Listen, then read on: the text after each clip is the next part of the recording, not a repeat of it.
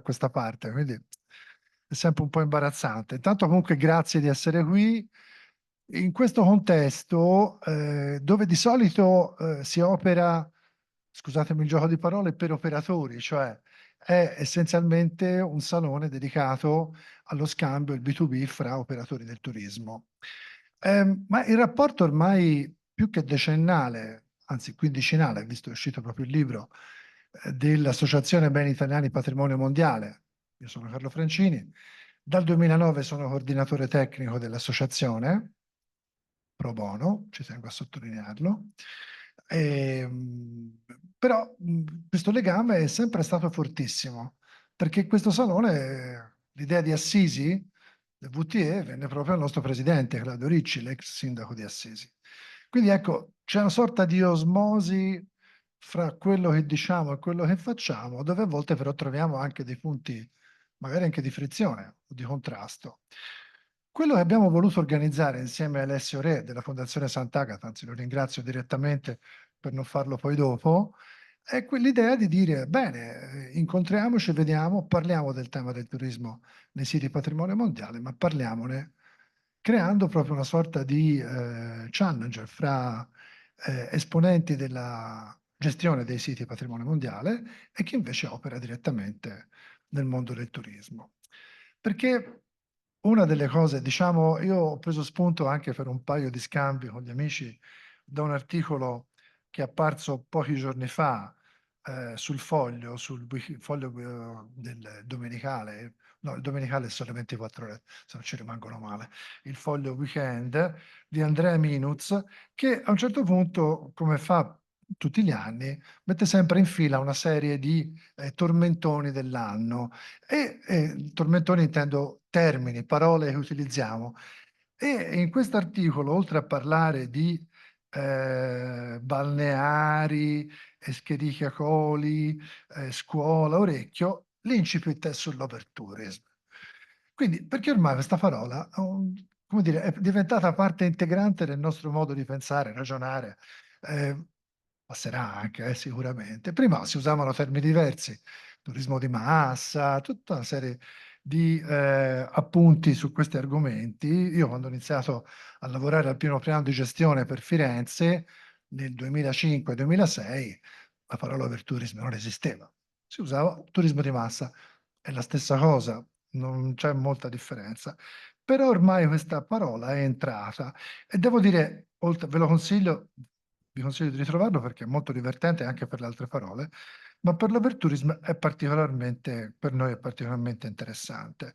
Quindi diciamo che la nostra idea è proprio quella di lavorare su quest'idea dell'overtourism e cominciare un po' a sgrezzare un po' questo termine, cioè cominciamo a vederci un po' meglio da questo punto di vista, a vedere un po' meglio che molto di quello che forse in questo ultimo periodo è accaduto e sta accadendo è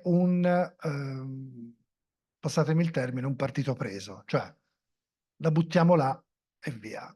Tanto ci sta sempre bene, una parola semplice, diretta, questo è overtourism, non ne usciremo mai vivi. È bellino il finale, scusate il bellino è proprio una cosa toscana, fiorentina. Ehm, Quanto durerà l'overtourism? Come si assesterà? Si scioglieranno prima i ghiacciai o imploderanno prima i centri storici? Sono anche fasi, cicli. Il mercato è dinamico, andrebbe lasciato stare. Mete un tempo turistiche oggi sono abbandonate. Zone di Roma, Milano, Napoli, ora teatro di movida scellerata e cafona, non avevano solo 20 anni fa neanche un bar aperto d'estate. Quindi insomma, mi sembra che Minuz con queste poche parole abbia sintetizzato molto di quello che noi andremo a dibattere e forse anche molto di quello che noi dovremmo andare a affrontare. Prima però di iniziare il nostro panel in maniera più diretta, ci fa molto piacere avere qui con noi l'amico, oddio, ora mi sfugge il caso, Francesco, esatto, che per ICOMOS, di cui io sono membro, ormai da tempo anche io in memore, si occupa proprio del tema turismo e in particolare direi una delle cose forse più interessanti e più importanti negli ultimi anni a livello di ICOMOS è proprio una nuova carta proprio sul tema dedicato al turismo. E quindi anzi passo a lui volentieri la parola proprio per illustrarci questo. Per chi non ha idea di che cosa sia ICOMOS, ICOMOS UCN per la parte naturale, ICOMOS per la parte culturale, è diciamo, uso un termine banale, il braccio destro di UNESCO, in particolare del Dipartimento del Centro del Patrimonio Mondiale, che fa una cosa molto importante, fa le valutazioni, le ispezioni e soprattutto poi anche ha un controllo diretto sul tema proprio dei siti patrimonio mondiale. Quindi per noi è una sorta di, passo il termine, gendarme custode in senso positivo. E quindi per noi è molto importante questo punto di vista perché è quello che poi ci può dare anche indicazioni coerenti con il fatto di essere un sito patrimonio mondiale. Quindi Francesco, passo a te volentieri la parola, puoi usare anche l'altro microfono. Grazie. Sì, grazie a... Carlo. Stavo scherzando. A Carlo Francini, Carlo Francini e Alessio Re per questo invito e complimenti per aver organizzato una macchina infernale, non da poco, e per averlo fatto per 15 anni, che è ancora più significativo. Ehm, io ovviamente porto qui intanto i saluti del presidente di ICOMOS Italia, Maurizio Di Stefano. È inutile ricordare appunto cosa fa ICOMOS, l'ha già detto l'amico Carlo, e quindi io all'interno di ICOMOS coordino il comitato scientifico turismo culturale. Ehm, prima di entrare nel vivo dei contenuti della carta ICOMOS sul turismo culturale, ma vi giuro che la faccio breve, ehm, vorrei ricordare che inizialmente il dibattito intorno agli anni 60, Carta di Venezia, quest'anno sono i 60 anni alla Carta di Venezia, era su dove andiamo a recuperare le risorse per conservare il patrimonio culturale. E il turismo era sostanzialmente la principale fonte per drenare queste risorse. Quindi il primo punto che direi va tenuto fermo, non c'è sopravvivenza per il patrimonio culturale senza il turismo. Quindi eh, i processi che vediamo e i fenomeni a cui assistiamo che stanno mettendo a repentaglio la sopravvivenza del nostro patrimonio vanno governati, non vanno rifiutati, altrimenti otteniamo un effetto che è esattamente l'opposto degli obiettivi che ci eravamo posti all'inizio di questo percorso. E d'altra parte, eh, per un paese come l'Italia non c'è turismo senza il patrimonio, sostanzialmente. Quindi la carta, pur essendo una carta internazionale, quindi non parte dall'osservazione del fenomeno italiano, ma ne tiene conto ovviamente, ha sicuramente come obiettivo prioritario quello della conservazione del patrimonio.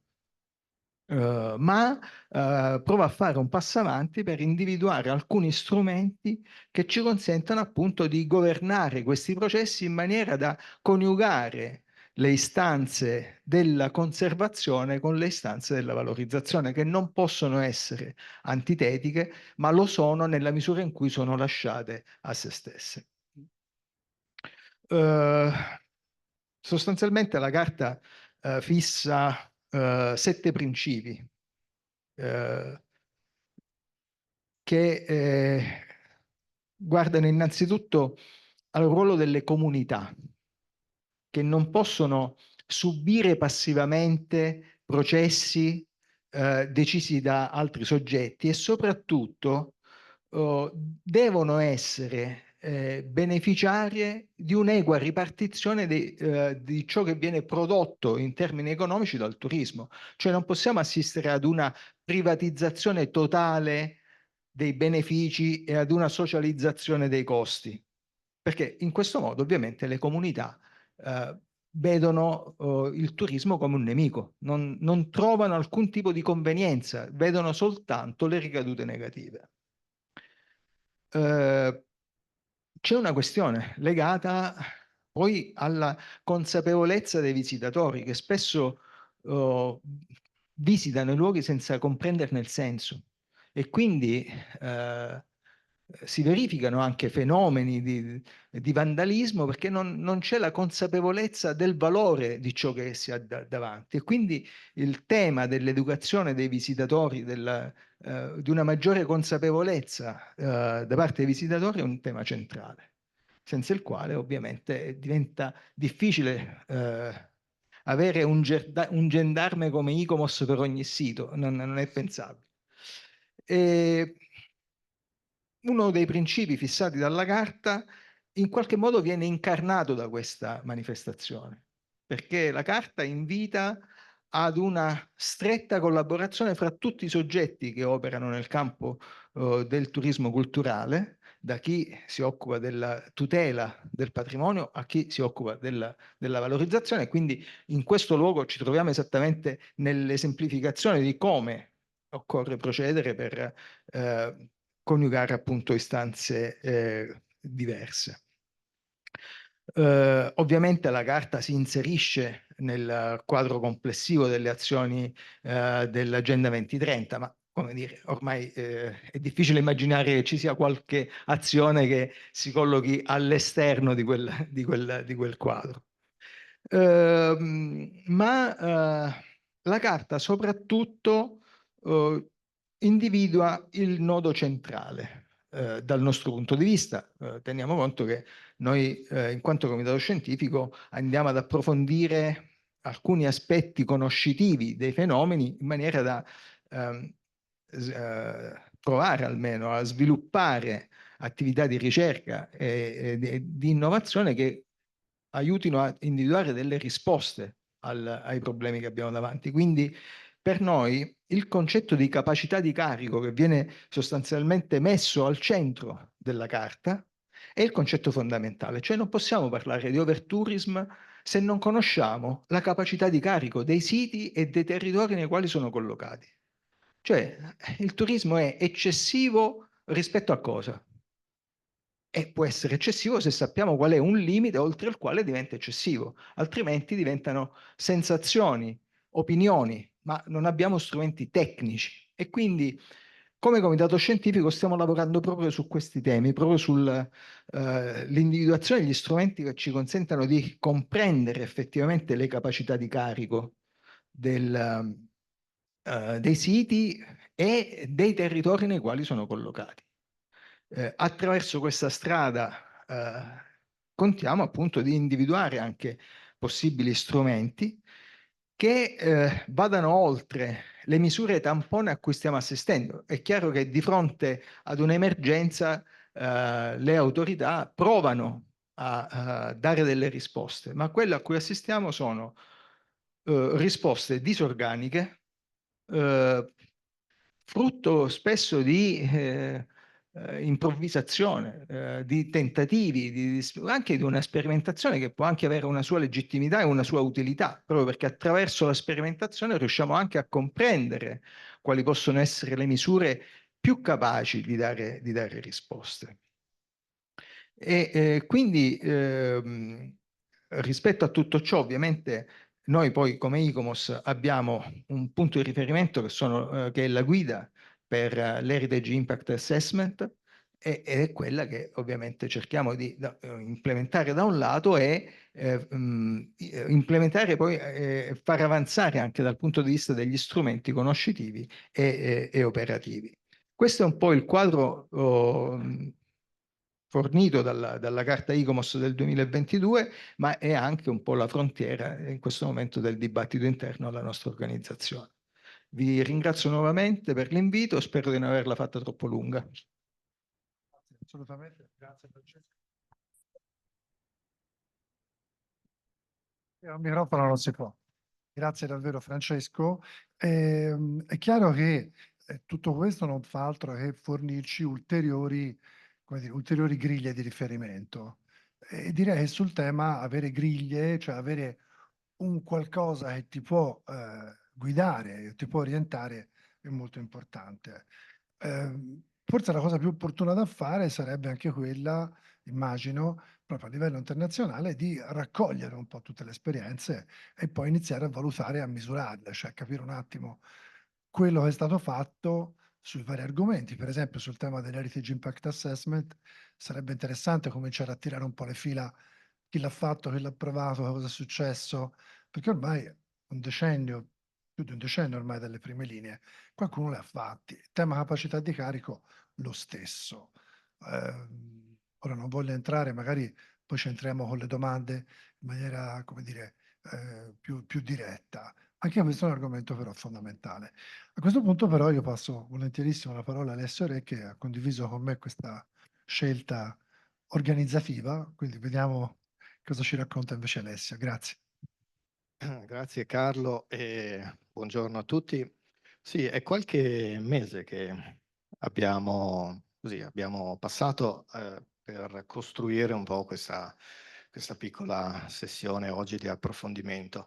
Noi come Fondazione Sant'Agata siamo partner già da un paio d'anni di questa iniziativa del VTE e siamo molto contenti che l'anno scorso era a Torino, quindi eravamo in casa. Siamo molto contenti di continuare a essere in casa in qualche modo perché abbiamo la fortuna di avere un rapporto continuativo da diversi anni con Genova, con il Comune di Genova, con diverse realtà, Palazzo Ducale mi viene in mente, insomma, ma anche realtà più piccole, piccole organizzazioni culturali che fanno di Genova una delle realtà certamente più dinamiche negli ultimi anni da un punto di vista di iniziative sulla cultura, sul patrimonio e anche sull'attrattività. E con l'associazione Beni UNESCO abbiamo ragionato per qualche mese su costruire un'occasione per far dialogare due mondi così vicini, ma anche che spesso non colgono o non hanno occasioni di confronto concreto. Parlo della cultura, che è un po' il settore in cui lavoriamo noi. Noi siamo una fondazione che lavora sull'economia della cultura, quindi è facilmente intuibile il rapporto poi con il turismo. Quindi far dialogare cultura e turismo e abbiamo immaginato di invitare alcuni ospiti, professionisti, amici anche, per provare a ragionare su un tema che, se vogliamo semplificarlo, è quello dell'overtourism, come è stato già detto, che è un argomento centrale ormai nel dibattito, sia nel mondo del turismo, sia nel mondo della cultura.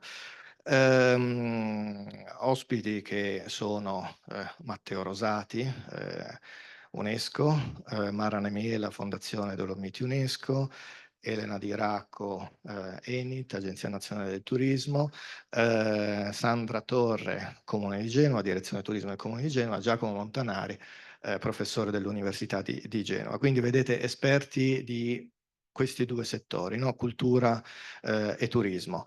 Ora, diceva Francesco Calabrò che il turismo è una risorsa ed è una risorsa fondamentale. Da un punto di vista economico, molto spesso, quasi sempre, è la risorsa più rilevante. Però una delle domande, insomma, che vorrei proporre agli ospiti che parleranno anche dopo questa introduzione è: quale tipo di turismo vogliamo? Qui abbiamo collezionato una serie di immagini che, insomma, ci danno l'idea probabilmente di un tipo di turismo che non vogliamo vedere. Però ecco, queste immagini ci raccontano dell'overtourism, ma parlare di overtourism spesso causa il distogliere l'attenzione da reali problemi strutturali che riguardano il turismo. Cioè l'etichetta overtourism, standardizzare tutto quanto con questa etichetta forse non aiuta bene a comprendere quali siano i reali problemi. Questa è una prima considerazione. La seconda considerazione è che città come Firenze, dico non a caso, o Roma o Venezia, ma anche le Cinque Terre, insomma, che sono qua vicine, Barcellona, Amsterdam, è evidente che nel mondo che viviamo, della globalizzazione dei social media, è evidente che sono e saranno sempre sotto una costante pressione per l'elevato numero dei visitatori. Quindi è un fenomeno questo di natura sociale ed economica che richiede, a mio avviso, a nostro avviso, insomma, per le esperienze che conosciamo, studiamo e svolgiamo, delle soluzioni che siano soprattutto sociali ed economiche. Cioè, io capisco anche, lo dico in termini non necessariamente provocatori, ma per aiutare la riflessione, capisco anche gli strumenti tecnici. L'Heritage Impact Assessment, ne sappiamo qualcosa anche qui a Genova. La Carrying Capacity, però pretendere, questa è un po' una mia impressione, di ingegnerizzare questi processi, pretendere che questi siano la soluzione tecnica a dinamiche socialmente ed economicamente complesse, è un po' un rischio di sottovalutare il problema. Il tema è evidentemente anche culturale, ha a che fare con l'educazione, con la consapevolezza. Quindi, ecco, anche queste sono etichette, secondo me, se posso, da utilizzare con una certa cautela o comunque da approfondire. Terza considerazione, molte destinazioni turistiche, penso a quelle che ho citato anche precedentemente, presentano delle carenze evidenti, ad esempio sotto il profilo dell'accessibilità, del trasporto pubblico in particolare, nella gestione dei rifiuti, nei servizi di accoglienza, nella gestione dei dati sull'affluenza. Sono tutte questioni molto concrete che forse dovremmo capire meglio per dare degli attributi a questo fenomeno che poi genericamente tendiamo a chiamare overtourism, che hanno a che fare sì col turismo, cioè con l'esperienza di visita, ma hanno a che fare anche e soprattutto con la qualità di vita di chi ci vive in quei territori. Quarto spunto che vorrei dare è quello della frammentazione, cioè se vogliamo comprendere questi fenomeni dobbiamo di volta in volta capire che tipo di organizzazione c'è nella governance e nelle politiche delle destinazioni turistiche. Noi sappiamo ad esempio in Italia che anche per via di competenze di gestione spesso c'è concorrenza tra diverse regioni e tra diverse destinazioni anche a livello locale. Uno dei temi è certamente quello della diversificazione dell'offerta, ma questo è evidente, quindi promuovere quelle destinazioni o quei motivi di visita che sono meno conosciuti, diciamo quelli che vengono normalmente veicolati attraverso i media. E poi vorrei concludere con un paio di considerazioni che hanno a che fare con la nostra prospettiva, che è quella economica. Noi lavoriamo su una cosa che chiamiamo economia della cultura, no? Come la cultura genera economia. Ecco, è qualcosa che non coincide esattamente con l'economia del turismo. Perché? Perché il turismo, che è una risorsa fondamentale, un asset fondamentale per lo sviluppo dei territori, punta alla crescita economica. La cultura, a mio avviso, è altrettanto una risorsa fondamentale per lo sviluppo economico dei territori. E qual è il distinguo? Il distinguo è che la cultura punta alla crescita della qualità di vita, delle condizioni di vita. C'è anche uno slogan qui a Genova del Teatro Carlo Felice, mi sembra abbonati a teatro e migliorerai, no, il tuo stile di vita. È un po' questo, quindi sono mondi che devono in qualche modo dialogare e noi abbiamo voluto cogliere questa occasione insieme a Carlo e all'associazione proprio per creare un'occasione, si spera anche duratura nel tempo, per poter far dialogare questi due settori. Ecco, queste sono un po' alcune brevi considerazioni, forse non troppo brevi, però volevamo offrire alcuni stimoli agli ospiti che ho citato prima, che vorremmo ascoltare rispetto alle loro esperienze e che chiamerei a questo punto a sedere a questo tavolo. Quindi Matteo, Mara, Elena, Sandra, Giacomo, prego, è il vostro turno.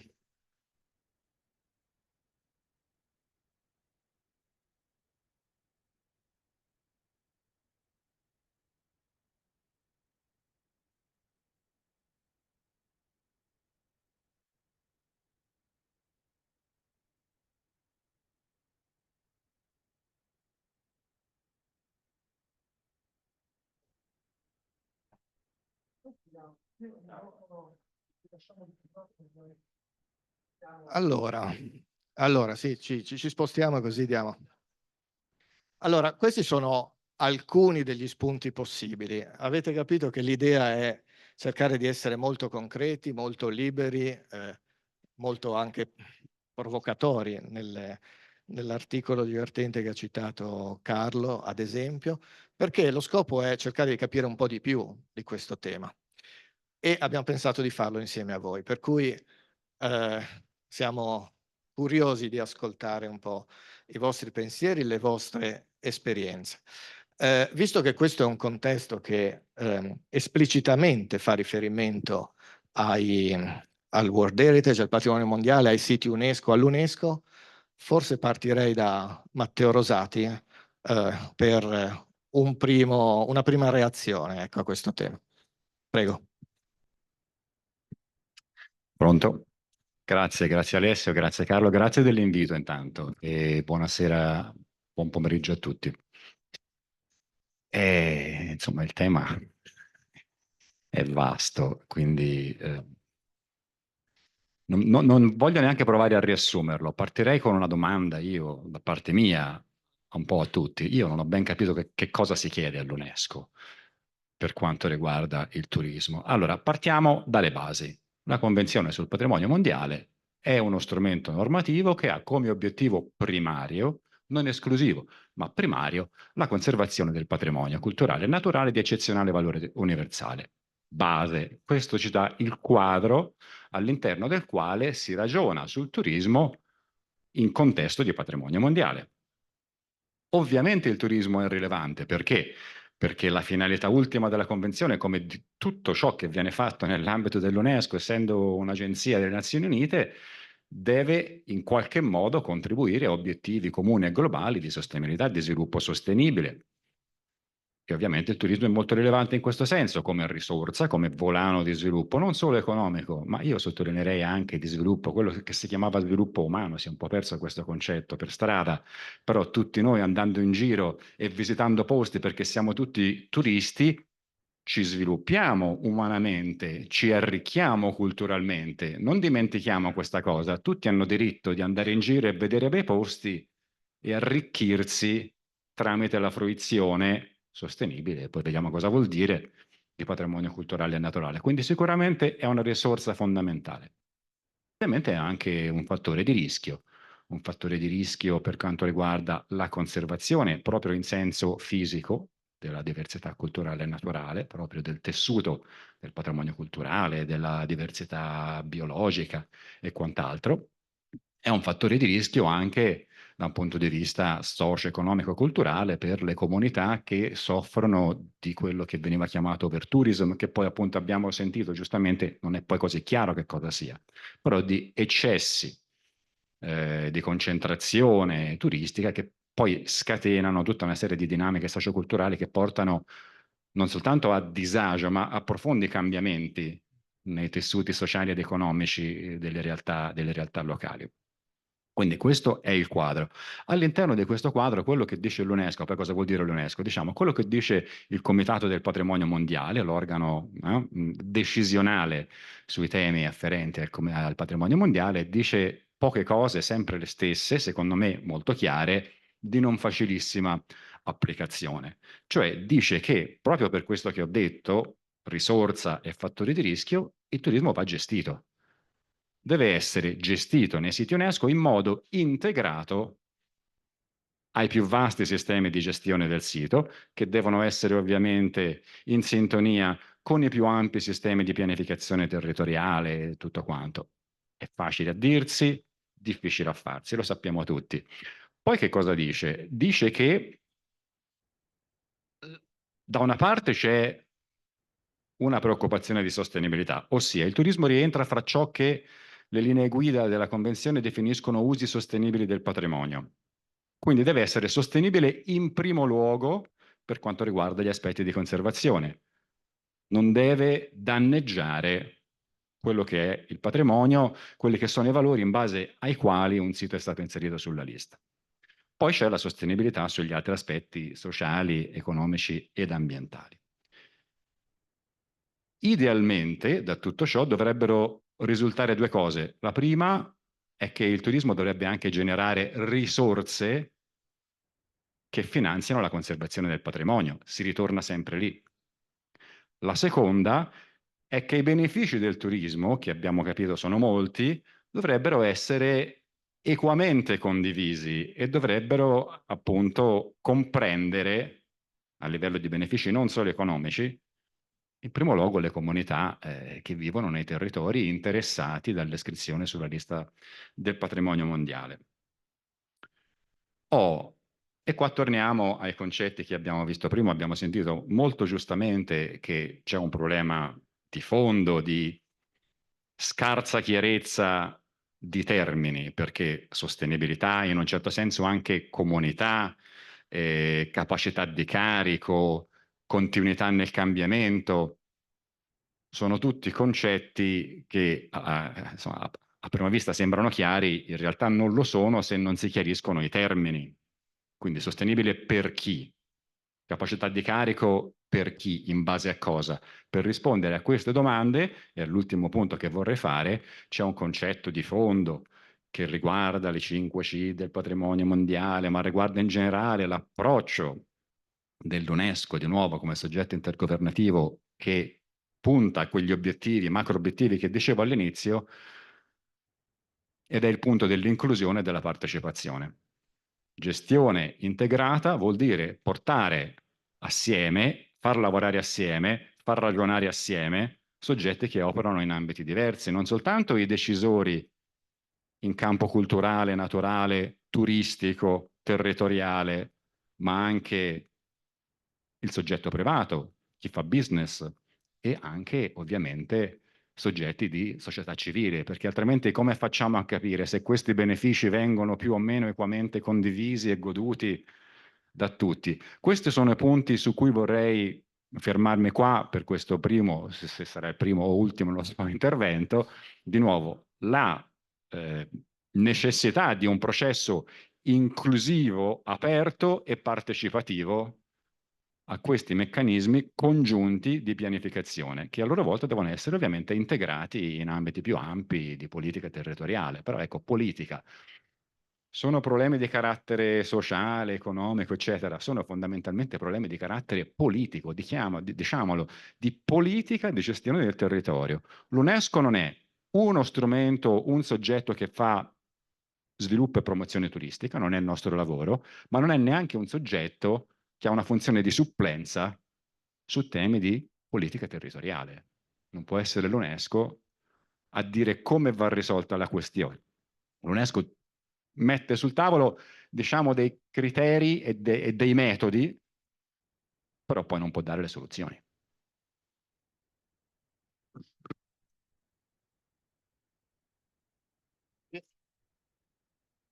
Mi viene in mente una domanda per Matteo al volo. L'UNESCO ha fatto, forse sta ancora svolgendo un'esperienza però sul turismo, il patrimonio mondiale, il centro del patrimonio mondiale, qualche anno fa, ricordo, ha avviato, no? un toolkit su...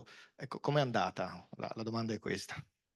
È ancora in corso, quindi mi salvo in corner dicendo che non ci sono ancora i risultati finali, però i concetti di fondo erano quelli che dicevo prima.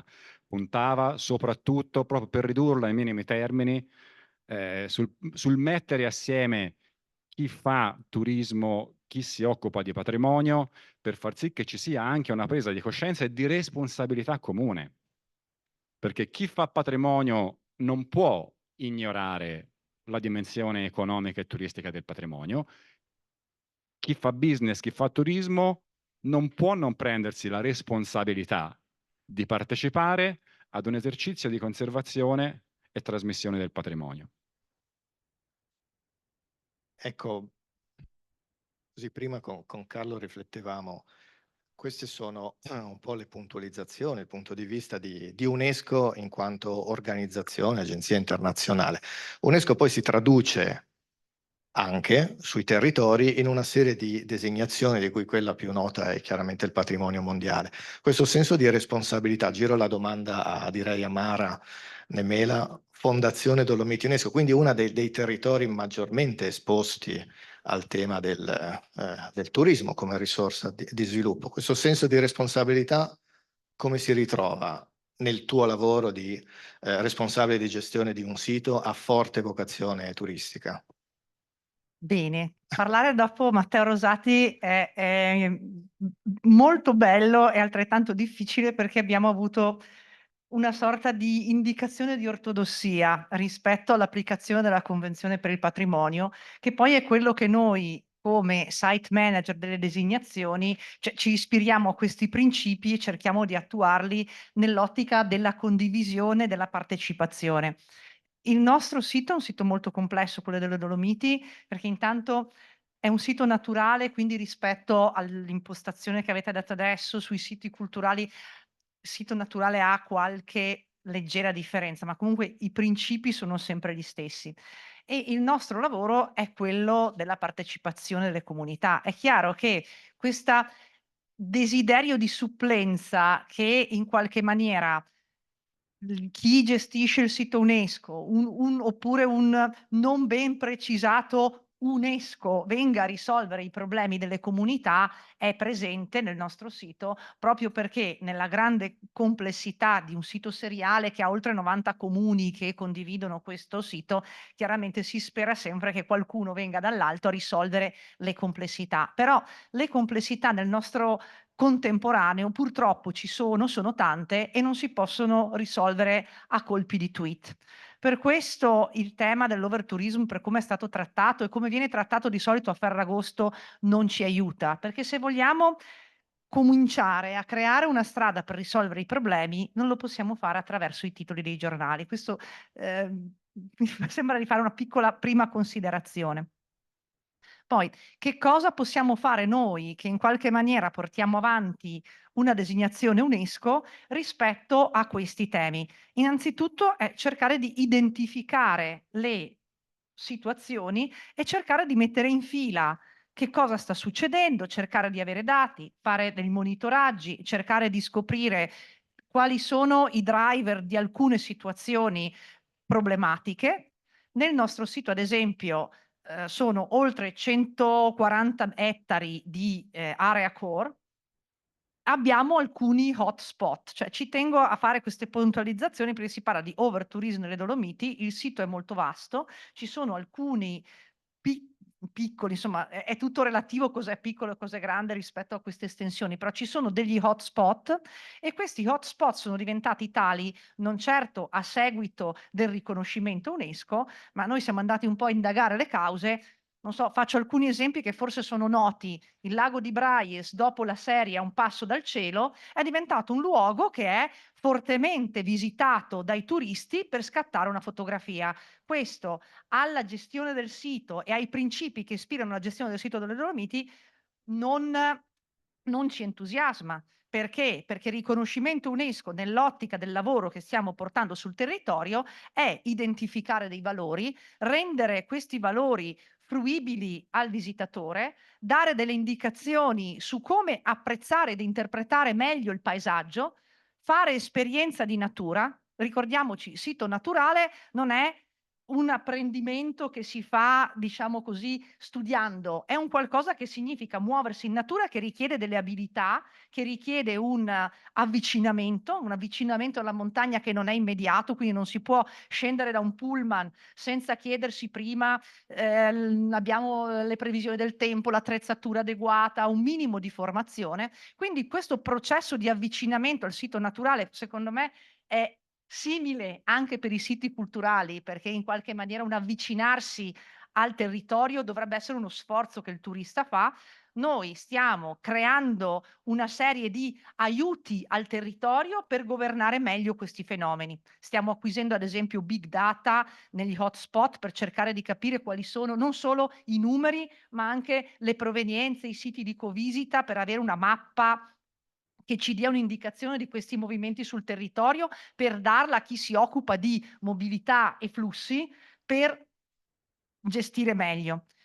Stiamo operando per lavorare con le agenzie di marketing territoriali su come comunicare questi siti nell'ottica di incentivare una fruizione più consapevole. Stiamo favorendo una rete di soggetti per discutere di questa cosa nell'auspicio che non sia una polemica ferragostana, ma sia un'effettiva presa in carico e di responsabilità da vari soggetti sul territorio. Non so se mi sono dilungata troppo, vi vedo. Sugli articoli che effettivamente ho ricordato di aver letto questo agosto sul lago di Braies in particolare, poi non so se probabilmente anche su altre situazioni e in altri contesti, insomma li abbiamo letti un po' tutti, no? Quest'estate l'attenzione è stata alta in molti casi su questo tema. Ci sono argomenti di comunicazione, no? E il rapporto anche con i media, e i media sia quelli ufficiali sia quelli social, che rivestono una rilevanza, una significatività particolare su questi temi. Questa è una domanda che potremmo rimbalzare, no, sull'Agenzia Nazionale del Turismo, il tema di come comunicare le destinazioni turistiche. Quindi forse Elena Di Racco su questo può dirci qualcosa. Sì, magari volevo fare anche un piccolo commento io. Cerchiamo di azzeccarle queste comunicazioni. Scusi la battuta un po' così, però quando a Parigi mi sono visto la Venere, quindi parlo in casa, la Venere e il Colosseo, ho pensato, no, cioè non va bene. Cioè, lo dico in modo molto esplicito e molto diretto, proprio perché credo che il tema influenza dei media, della comunicazione, sia davvero strategico da questo punto di vista. E quindi penso la nostra responsabilità in generale è cercare di essere influenti, per usare questo termine, anche da questo punto di vista. Quindi, ripensando un po', lo posso dire per casa, quindi per Firenze in particolare, devo dire che ogni qualvolta appaiono i vari direttori dei musei o i vari che parlano sempre di abbiamo aumentato del 30-40%, poi va a ruota l'altro che dice noi abbiamo fatto il turismo e esattamente 3 giorni dopo arrivano i giornali e dice ma certo questo è un problema enorme, non possiamo, cioè, qui abbiamo oggettivamente un problema di schizofrenia da questo punto di vista e qui penso che davvero la comunicazione fa molto in questo momento. Quindi ecco, magari trovare, che ne so, strade diverse. Mi scusi, ma mi sembrava anche necessario un po' per dare un po' No, di no, no, ma si tono, figuri, no? io sono Ecco, abbastanza abituata. ecco, quello lì. Sono piuttosto allenata alle critiche perché giustamente è corretto, no? L'attività che viene fatta dall'Agenzia Nazionale del Turismo è e deve essere sulla bocca di tutto il settore perché ognuno deve poter dire la sua. Quindi su questo partiamo in maniera subito diretta. E il tema della Venere chiaramente ha una sua specificità. Io sono responsabile dell'ufficio studi, quindi io monitoro poi alla fine le campagne che noi realizziamo nel mondo, perché la campagna della Venere è apparsa anche in Italia, ma è stata pensata, tra l'altro neanche da noi, perché l'ha fatta il Ministero, ma togliamo tutto ciò, è stata pensata per i mercati stranieri. E se io le dico che capacità di penetrazione ha quella Venere sui mercati asiatici, sui mercati sudamericani, lo so che sembra incredibile, ma i dati ci dicono che effettivamente c'è una capacità. Per esempio, il mercato tedesco non l'ha amata per No, ma niente. io non dico, funziona Io le benissimo. dico le cose positive, no, io le dico le cose positive e le cose negative. Per esempio, il mercato tedesco non la ama.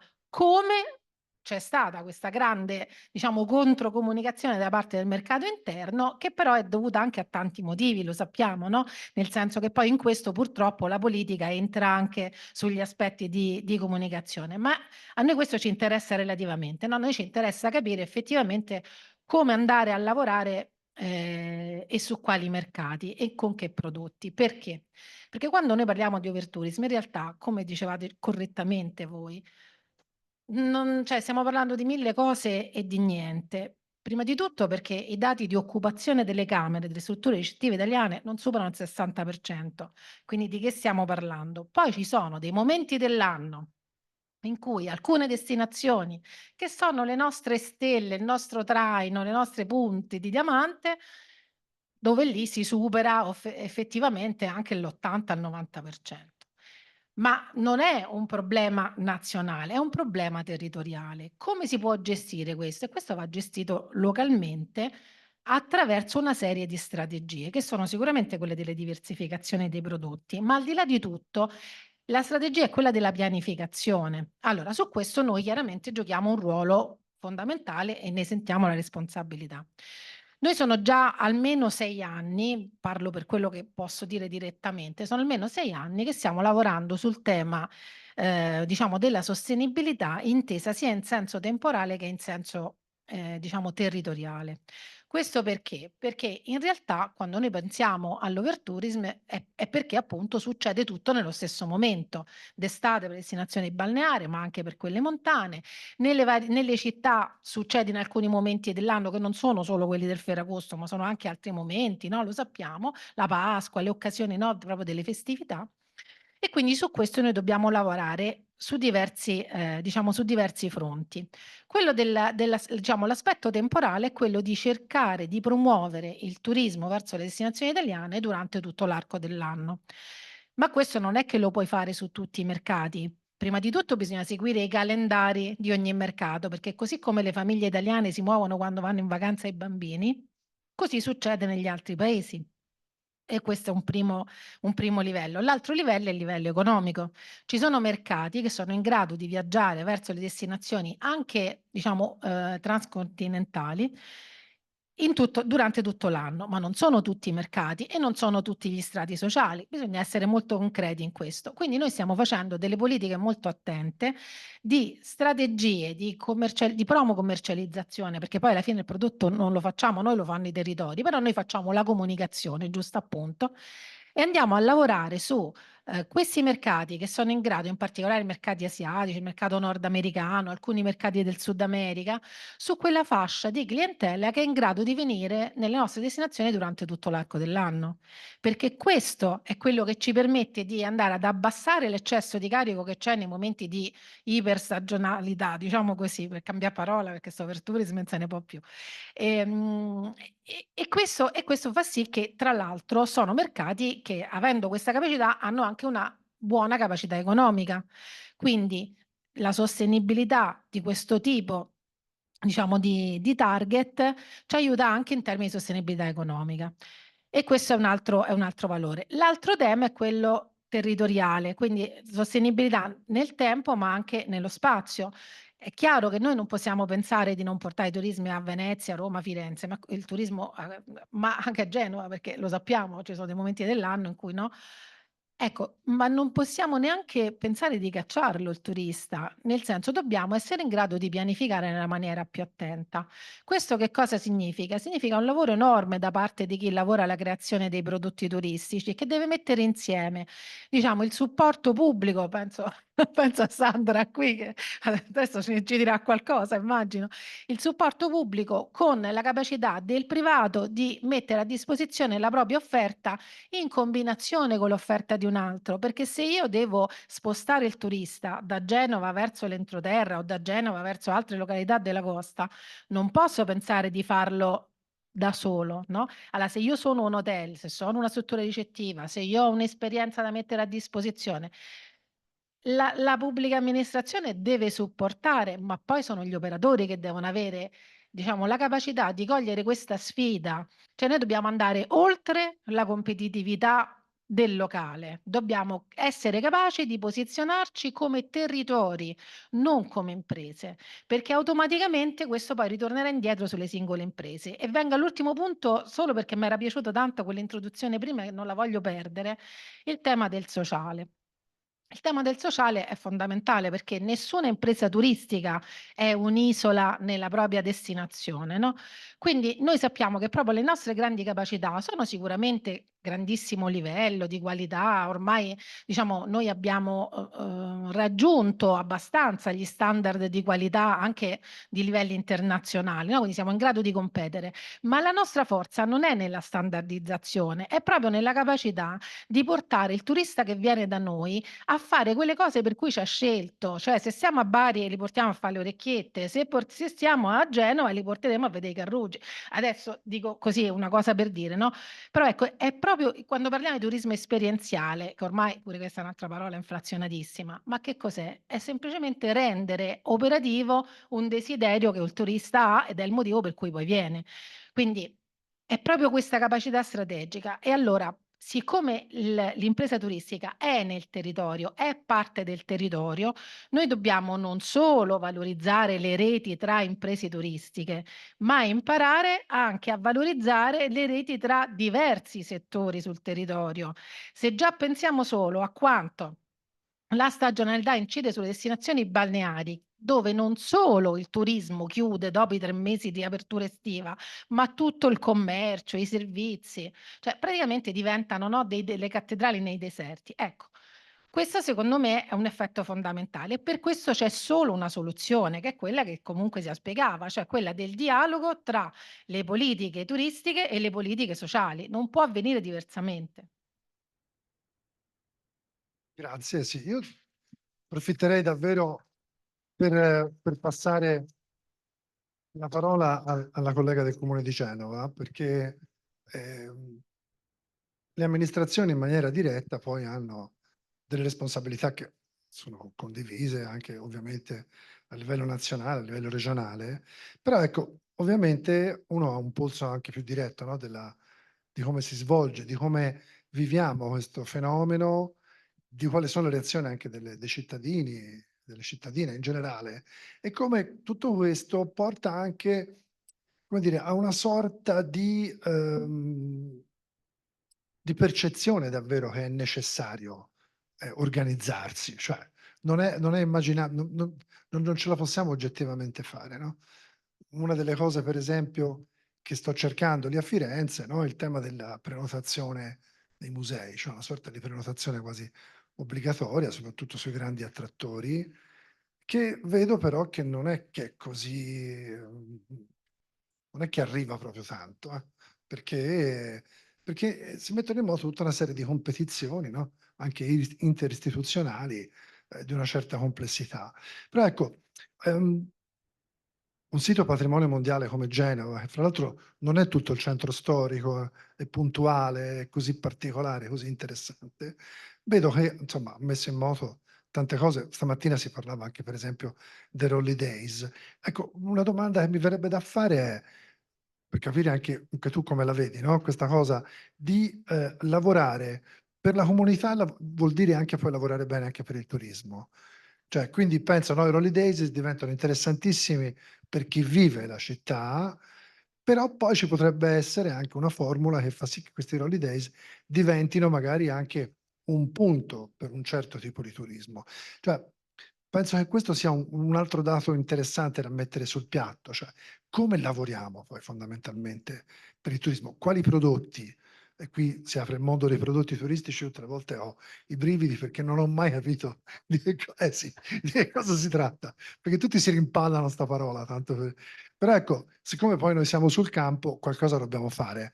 E quindi ecco, per esempio, l'esperienza di Genova da questo punto di vista, com'è stata e com'è?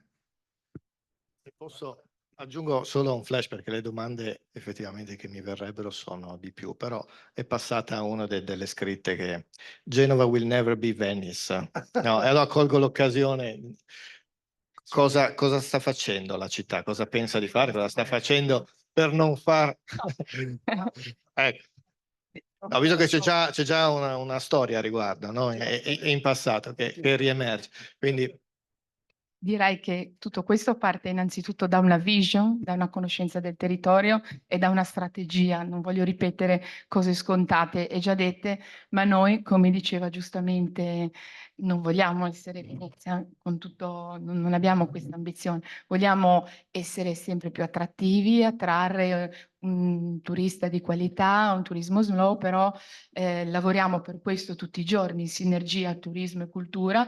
Tuttavia abbiamo ben chiara qual è l'obiettivo di crescita, ossia crescere gradualmente in maniera sostenibile, non abusando di questo termine, così come si abusa troppo anche del termine overtourism, ma intendendo sostenibilità come equilibrio tra chi vive i luoghi e quindi tutto l'aspetto sociale di cui si parlava prima e chi invece li vuole conoscere, visitare e vuole tornare a casa portando un'experience vera. Non abuso anche di questo termine.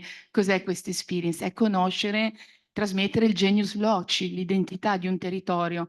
Noi siamo fortunatissimi perché abbiamo ancora un territorio molto identitario, il nostro centro storico, abbiamo dei palazzi, dei rolli che sono un sito UNESCO unico, quindi il nostro obiettivo è quello solo di attrarre persone e riuscire a trasmettere loro tutto questo, portando a casa qualcosa di importante e cercando anche poi di trarre esperienze per poter poi, magari anche utilizzando le tecnologie, per esempio sui rolli, è una buona pratica, se così si può usare questo termine, perché ci consente di unire residenti e turisti, cioè i rolli sono un fatto non solo per i turisti. Poi credo che Giacomo Montanari, che è l'ideatore, ha avuto, diciamo, noi viviamo molto grazie a questo progetto che è stato creato da lui, potrà raccontarci di più, però non è da considerarsi un fatto, nulla va pensato, i prodotti turistici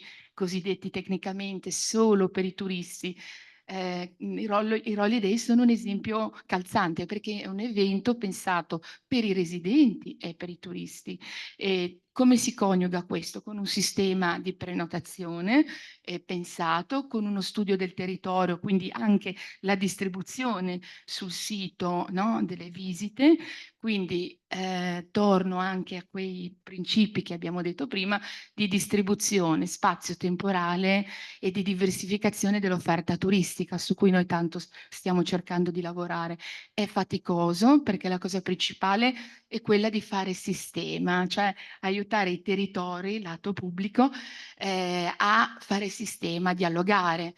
Pensate cosa può significare creare una carta turistica in un territorio, un'offerta integrata che sia davvero funzionale anche alla distribuzione delle persone, a non avere picchi di presenze, perché col booking tu riesci magari, no, avere i gruppi come abbiamo per i Holidays che portano anche 25.000 persone, anche più, in uno stesso giorno nel nostro sito, però tutto viene gestito con una maniera scientifica. Di questo devo dire non è un lavoro del turismo, ma un lavoro fatto da un gruppo davvero importante che sta aiutando in tutto questo. Lo cito come esempio, ma dico che la cosa principale come comune è in relazione all'obiettivo di far crescere le presenze turistiche in maniera sostenibile, è quello di creare un'offerta turistica diversificata, ossia posizionare Genova, per esempio, se noi andiamo a vedere le analisi diciamo di sentiment della destinazione, veniamo percepiti ancora come una città, per fortuna, come una città mediterranea, non è un'accezione negativa, però noi abbiamo un territorio molto ricco, non solo autentico, il centro storico, abbiamo tutta un'area verde, quindi noi ci proponiamo come destinazione blue and green. Può sembrare uno slogan, ma lavorare nel creare un'offerta outdoor aiuta nei momenti non di overtourism, perché noi siamo una destinazione in crescita, non abbiamo ancora per fortuna le difficoltà di altre destinazioni, impariamo, osserviamo, siamo parte di un tavolo di lavoro europeo e siamo capofila europeo tra 52 destinazioni per lo sviluppo del turismo sostenibile e quindi imparando anche dalle esperienze altrui cerchiamo di gestire. Non è facile, non dico che facciamo tutto bene, però studiando gradualmente cerchiamo di creare dei prodotti, per esempio la visita, l'acquedotto storico con un progetto europeo di Tourist Friendly Cities, abbiamo creato questi 4 itinerari che dal centro città conducono sino all'acquedotto storico per cercare di puntare l'attenzione non solo sui principali highlights della città, che hanno diritto di essere visitati e conosciuti, ma per integrarli in un'offerta più sinergica e che ci consenta nei momenti di emergenza, quando per esempio in piena estate noi siamo una città anche portuale, quindi abbiamo un territorio molto particolare e anche complesso da gestire. Per esempio, è importante poter veicolare ai crocieristi itinerari che siano magari alternativi ai flussi, quelli normalmente come anche quelli del nostro sito UNESCO. Con Enit, per esempio, abbiamo avuto l'opportunità di aderire a un progetto che è Eco Cruising, che ci consentirà di creare degli itinerari specifici per i crocieristi del West Mediterranean, se non sbaglio, e quindi Genova con altre città che si affacciano sul Mediterraneo potranno creare degli itinerari alternativi, experience vere, molto legate all'identità del territorio, ma che consentiranno di lavorare, di creare una gestione dei flussi. Quindi, diciamo, Non so se ho risposto un po' a tutti gli ambiti, ma sicuramente l'equilibrio tra chi vuole visitare un'attrazione, partecipa a un evento, chi vive i luoghi e dei turisti, residenti e turisti.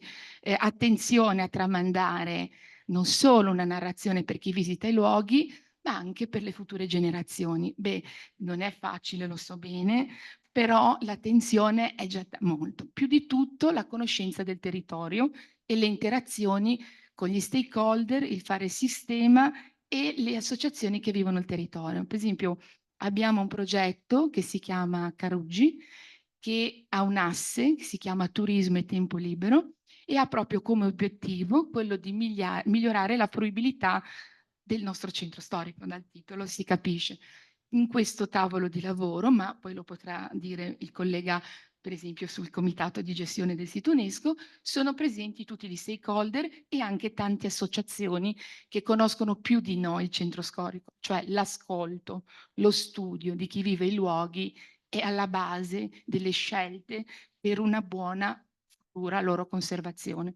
Questo diciamo con molta modestia, perché comunque non sono mai azioni che ci danno certezza, però il confronto, il lavorare insieme e fare il sistema è la base di tutto, anche con le altre città che più di noi hanno fatto magari scelte in precedenza, come dire, meno sagge, quindi possiamo trarre anche qualche vantaggio.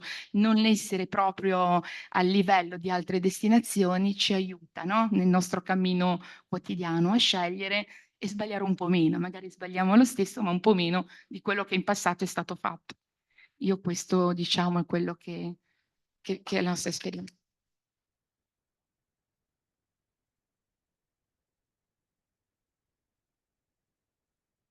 Genova ha fatto qualche anno fa un'operazione culturale secondo me, tra le più interessanti degli ultimi anni in Italia, stando nell'ambito dei siti UNESCO, delle operazioni legate all'UNESCO. L'operazione Rolli è stata una costruzione, un'operazione culturale insomma, particolarmente significativa.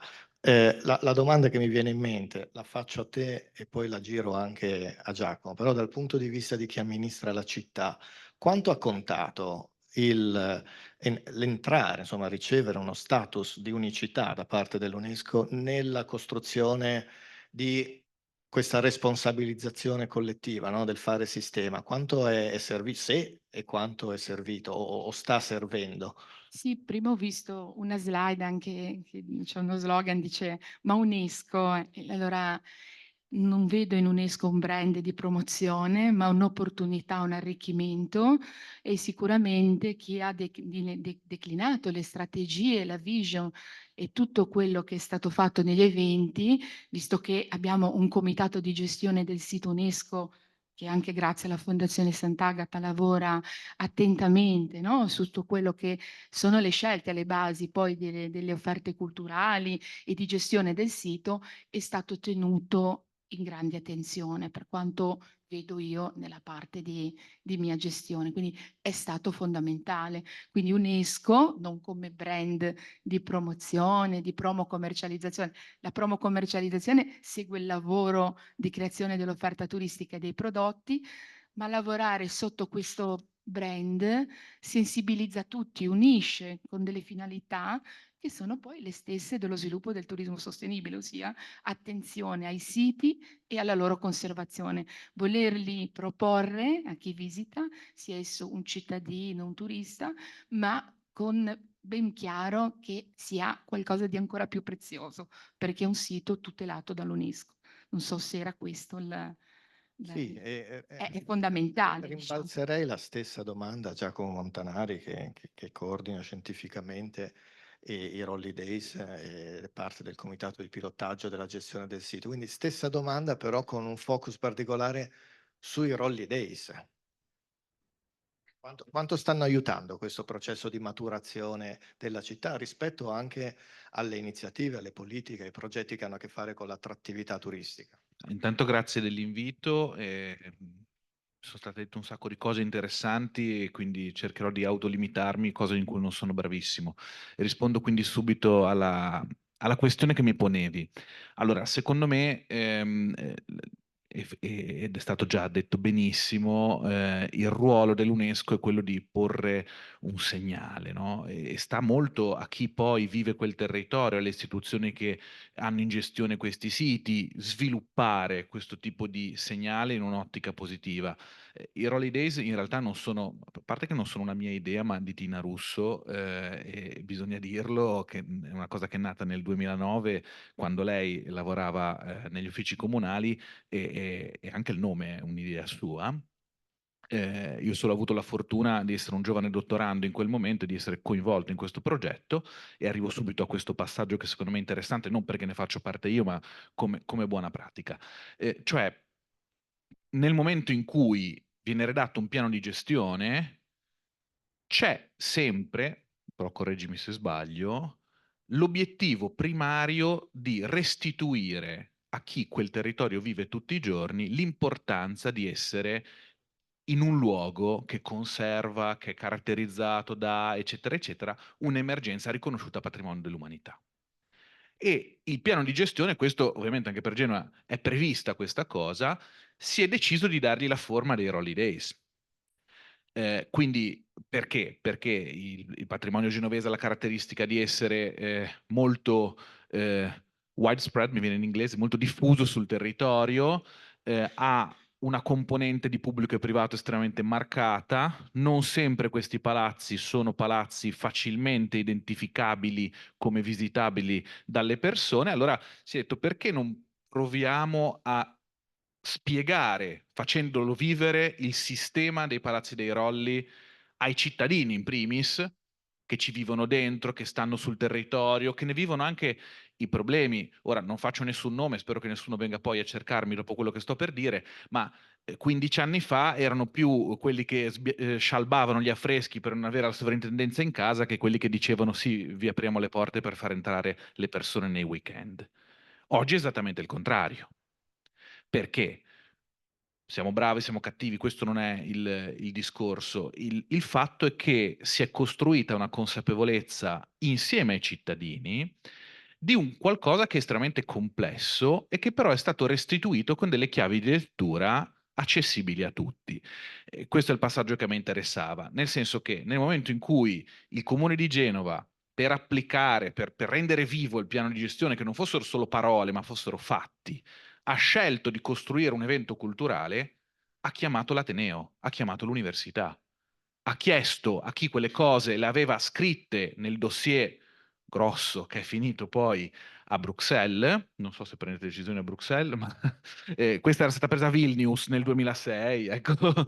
Comunque il dossier che poi è stato portato alla Commissione internazionale, ma questa consapevolezza di dover rifarsi a chi i contenuti li aveva creati ha fatto fare il salto di qualità. Cioè, non si è trattato solo di prendere quello che era già scritto su un libro, di impararlo e di ripeterlo, ma è stato un processo creativo che ha visto gli specialisti sul territorio con gli enti locali ad arricchire quel dossier.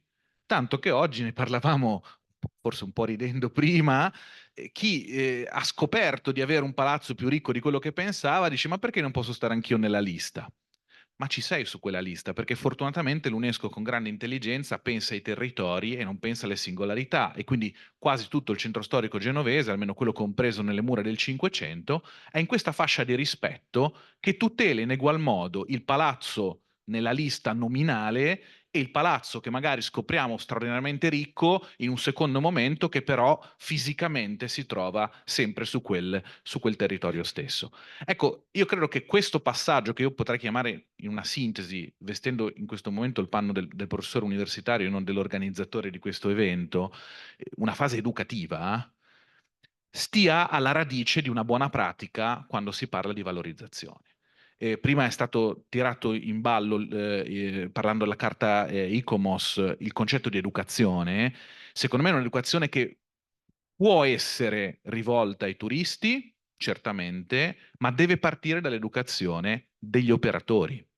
Cioè, se noi non abbiamo la consapevolezza che si deve costruire una conoscenza di chi il territorio lo amministra, uno, di chi sul territorio opera, 2, di chi il territorio lo vive, 3, i cittadini, e poi una volta che questa consapevolezza c'è, allora forse possiamo pensare di restituirla a chi magari nella città ci viene per 3 giorni. Se questo è il processo, forse ce la possiamo fare. Ma se pensiamo che possiamo avere cittadini che non sanno di cosa si parla, istituzioni che le vedono come delle vacche da mungere e via dicendo, e ci illudiamo che il turista in un giorno possa apprendere le norme di comportamento ideali, beh, o siamo molto ottimisti o siamo un po' fessi. Non è così che si fa. Cioè, questo è il problema. Il processo educativo non è un processo rapido. Il processo educativo è un processo lento. E come tutti i processi lenti, cioè processi di qualità, perché la qualità, no? Mia nonna diceva, presto e bene, raro avviene. Ora non vorrei fare qua l'endorsement ai proverbi, però è così. Presto e bene, raro avviene. Può succedere, ma non è la regola. La qualità ha bisogno di tempo. E se noi pensiamo che le cose, quindi in ottica turistica, in ottica culturale, possono cambiare da un anno all'altro, ripeto, o siamo molto ottimisti o rischiamo di scegliere le strade sbagliate. Il secondo punto è che una volta che questa consapevolezza l'hai acquisita, io mi sento di dire, concordo con quello che ha detto Sandra fino ad adesso, il comune di Genova, le istituzioni genovesi hanno davvero fatto un buon lavoro. E concordo anche con lei, buono non significa perfetto, buono non significa finito, buono non significa che debba essere l'unica strada possibile, però effettivamente questo lavoro c'è stato e quindi mi sento anche di ringraziarla per le parole che ha detto, perché davvero questa sinergia non è banale, non è comune. Dall'altra parte però questa consapevolezza, quando l'hai costruita, devi anche essere in grado di trasmetterla. E qui entro sul discorso della comunicazione. È chiaro che se noi in Italia conosciamo 3 cose e vogliamo parlare solo di quelle 3 cose e a tutto il mondo raccontiamo 3 cose, il risultato quale sarà? Che tutti sapranno 3 cose.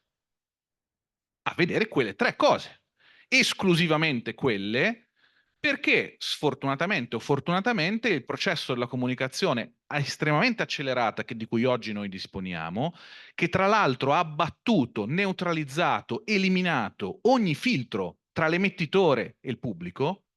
Cioè io 20 anni fa, quando ho fatto, no, 20 anni, no, 15 anni fa, quando ho fatto la tesi di laurea, andavo a consultare il catalogo cartaceo o chiedevo al professore quali erano i testi.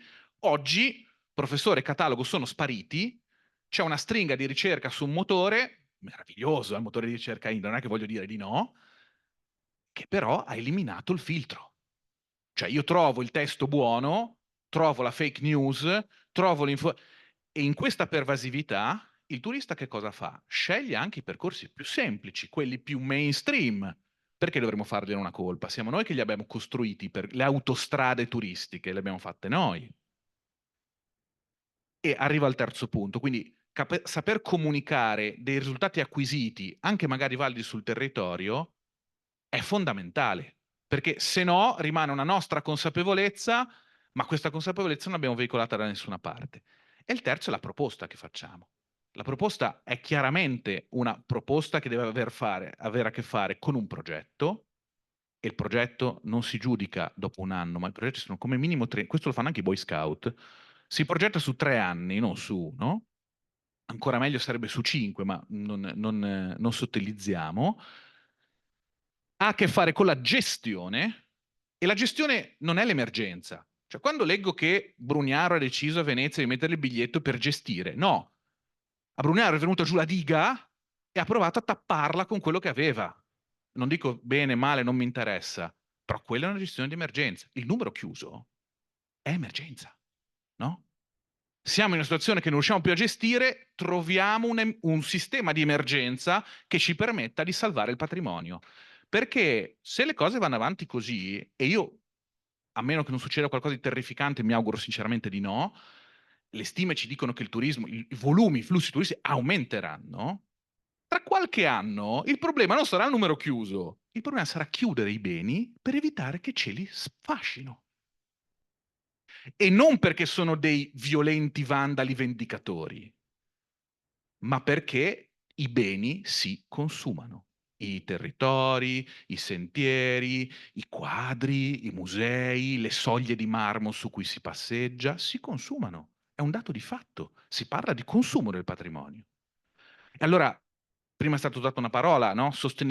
Bilanciamento, è il compromesso tra il consumo e la conservazione, tra la conoscenza e quindi la dimensione conoscitiva anche del degrado del bene e la necessità di offrirlo a terzi, perché io sono contrario a una cosa su tutto, tenere chiuse le cose. Questa è sempre una soluzione sbagliata che può avvenire solo in casi veramente di gravissimi problemi conservativi. Il terzo spazio della proposta è chiaramente la delocalizzazione, cioè la capacità attraverso i grandi trattori, quelle 3 famose cose che siamo riusciti a incastrare nella testa di tutti i cittadini del mondo che sanno che l'Italia è 1, 2, 3, 4, 5, 6, forse 7, e attraverso quelli fargli capire che esistono 8, 9, 10, 15, 20, 25, 500, 1000 e portarli a vedere, portarli a scoprire, portarli direi a vivere ciò che non è esclusivamente, diciamo, conosciuto in quella dimensione mainstream che è la rete, e cioè il principale veicolo di conoscenza reciproca, anche a grande distanza, del patrimonio mondiale. Quindi io credo che questo poi si possa sunteggiare con un motto, e cioè che a tutti piace lo slow food, non vedo perché non dobbiamo parlare di slow culture, cioè di cultura lenta, di un processo qualitativo che però contrasta con la dimensione quantitativa. Un'ultima cosa la dico sul concetto di risorse che è stato enunciato prima. Io sono d'accordo che il turismo possa essere una straordinaria risorsa anche nell'idea di utilizzare quel tipo di economia per sostenere la conservazione dei beni. Però, oltre a dirlo, bisogna farlo. E qui in Italia questa cosa non viene fatta, perché è un dato, non viene fatto. Se no avremo tutto restaurato meravigliosamente. E invece non è così. Ci sono casi virtuosi, ma anche tanti casi purtroppo di vizio di procedura.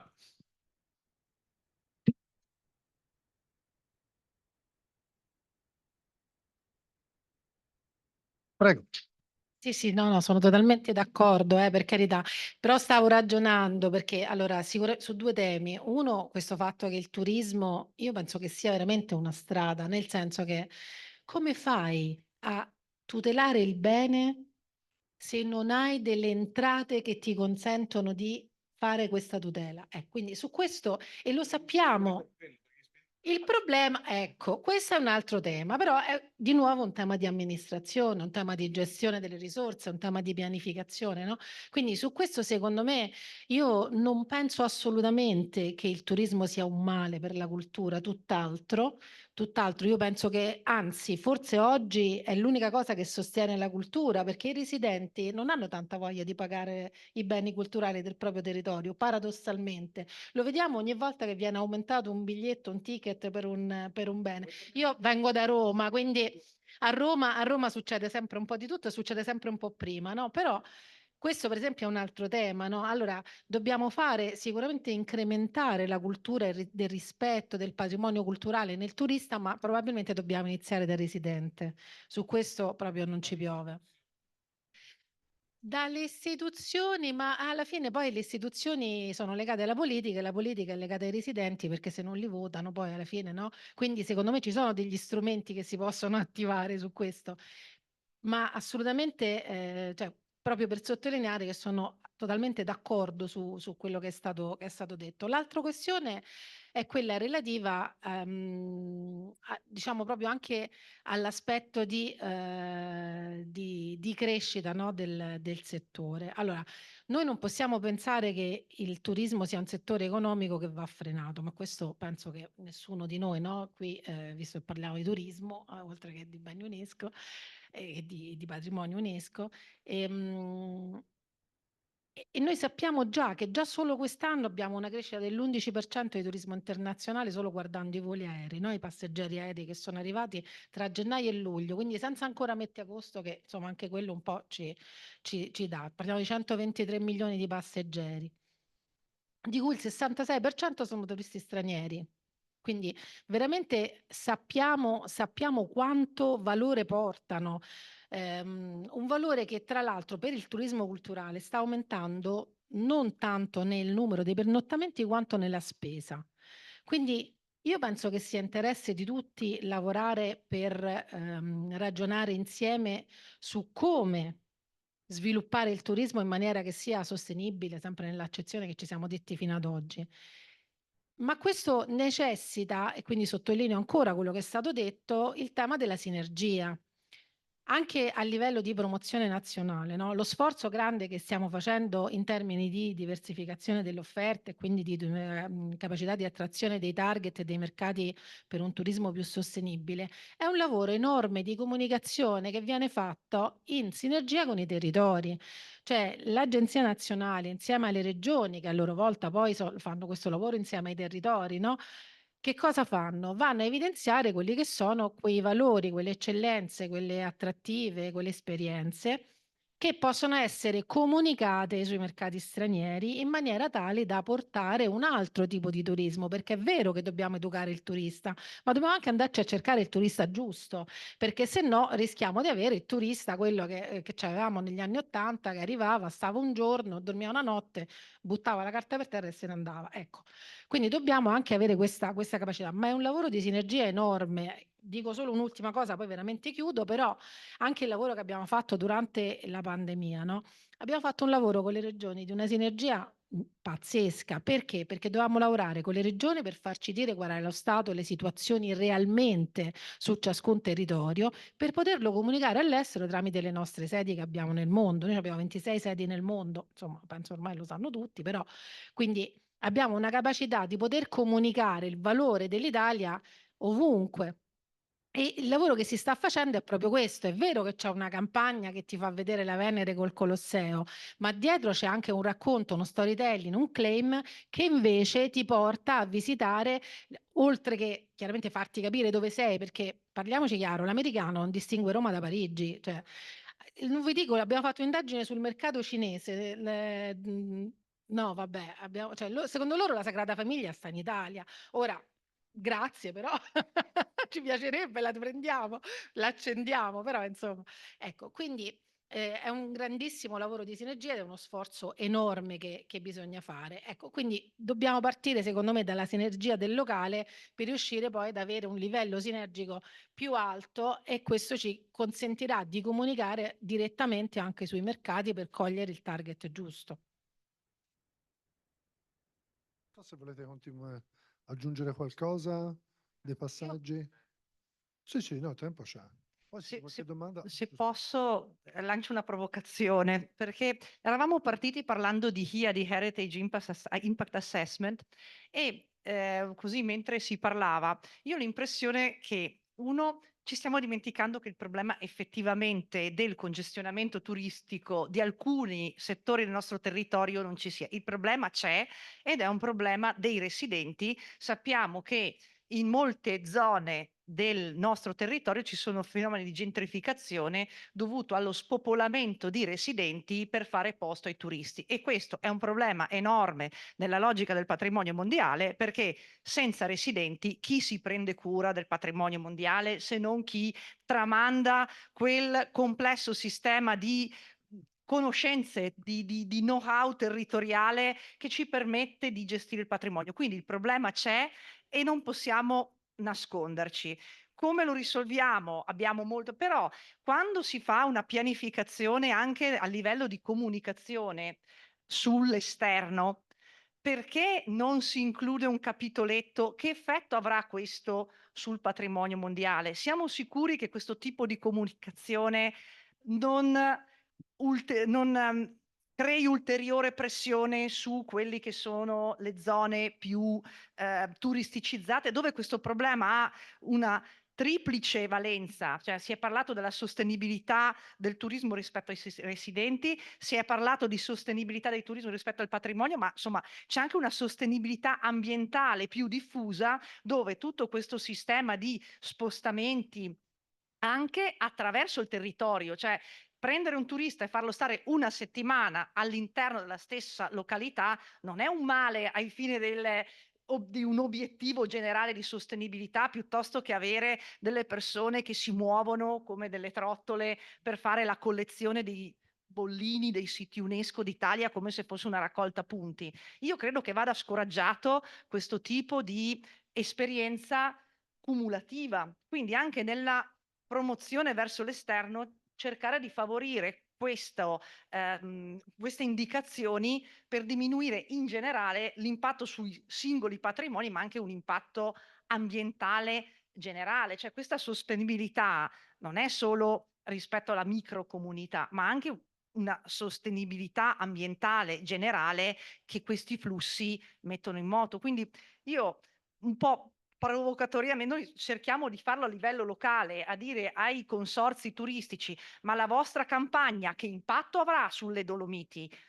Siete sicuri che questo tipo di comunicazione, di immagine che date porti i turisti più consapevoli? Siete sicuri che mostrare la persona con una bicicletta in cima a una montagna, cosa che abbiamo ancora, sia funzionale a garantire un'esperienza più consapevole e più attenta anche agli aspetti ambientali del territorio? Perché magari cose che nascono per favorire una comunicazione ambientalmente sostenibile diventano uno sfascio perché magari ti sei dimenticato che quell'influencer in ciabatte, in bikini, in mezzo a una montagna forse non ci stava proprio molto bene. Quindi questa attenzione secondo me va aumentata, perché ad oggi il problema c'è, anche nell'ottica di una maggior responsabilizzazione di chi comunica il territorio nell'ottica della salvaguardia del patrimonio umano. Quindi questo passaggio di IA non va fatto solo per le infrastrutture, ma va fatto anche per il software, cioè nella logica un po' calviniana, no? Del software e dell'hardware. Il tema software incide tanto e più dell'hardware, questo solo mi premeva sottolinearlo. Allora posso dire solo un'altra cosa, lo so che dico sempre questa cosa, poi mi togliete la parola, mi levate il microfono, fate quello che volete. No, dico solo, per esempio adesso è previsto, poi insomma vedremo cosa succede, ma insomma è previsto per il 13 novembre il G7 del turismo, no? Allora, queste tematiche chiaramente sono, secondo me, primarie, nel senso che vengono ancora prima, no, dell'aspetto economico e sociale, viene l'aspetto ambientale, perché finito quello di che parliamo. Quindi su questo proprio totalmente, diciamo, totalmente consapevoli, no, di questa validità, tanto che in questo momento, per esempio, col Ministero, ma insomma come Enit, come agenzia, stiamo lavorando per la costruzione di un modello di misurazione diciamo, dell'impatto del turismo che parta da quello dell'impronta economica, che viene già chiaramente misurata a livello europeo, ma cerchi anche di calarlo alle realtà che noi abbiamo sui territori, che sono completamente diverse, perché un conto è una realtà naturalistica, un conto è una realtà urbana, no? E così via.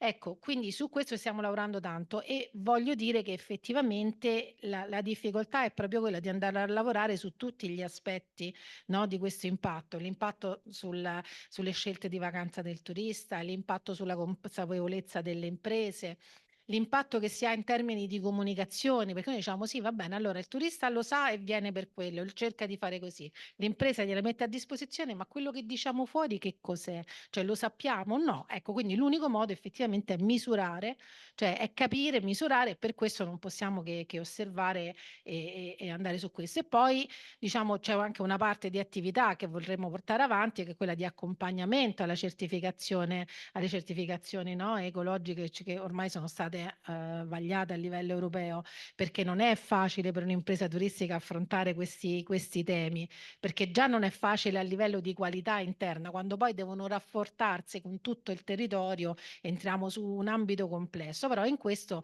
noi, ma penso tutte le amministrazioni anche, insomma, sono molto sensibili, no, a questa tematica. Sì, grazie. Yeah, voglio parlare in inglese, ma capisco. I hope I understood everything you said. Well, it was a fascinating conversation. My name is Anne, and I'm the director of UNESCO in Caribbean and Latin America.